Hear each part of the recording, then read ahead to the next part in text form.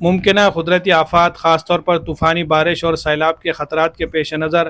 ناندیڑ ضلع میں ریسکیو اور بچاؤ کی کارروائیوں کے لیے درکار ضروری آلات کی تقسیم عمل میں لائی گئی۔ یہ سامان ضلع کلکٹر و ضلع آفات انتظامیہ کے صدر راہل کرڈیلے کی صدارت میں کلکٹر آفس میں 16 تحصیل دفاتر، 8 سب ڈویژنل دفاتر، municipal corporation, municipal council, home guards اور QRT یونٹس کو فراہم کیا گیا۔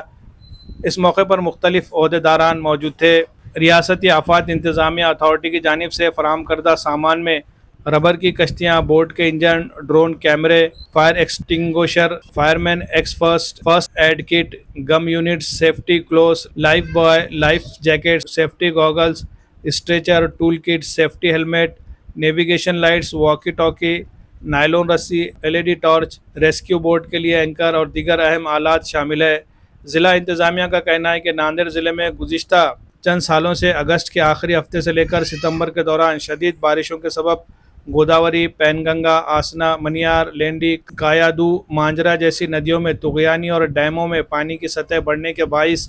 سیلاب جیسی صورتحال پیدا ہو جاتی ہے۔ اس تناظر میں ضلع کے متعدد علاقوں جیسے ناندیڑ شہر، کنوٹ، ماہور، ہتگاؤں، ہمایت نگر، مدکیڑ، امری، مکھیڑ، دیگلور، بلولی، خندار وغیرہ میں ہر سال کسانوں، شہریوں اور مویشیوں کو سیلاب سے بچانے کے لیے ریسکیو آپریشن انجام دیے جاتے ہیں۔ گزشتہ تجربات کی روشنی میں اس سال پیشگی تیاری کے تحت ضلع کے تمام متعلقہ ایجنسیوں کو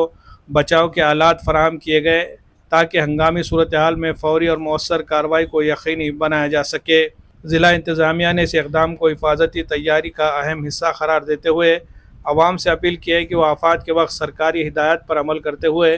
مکمل تعاون فراہم کرے۔ Bureau report MCN Urdu news.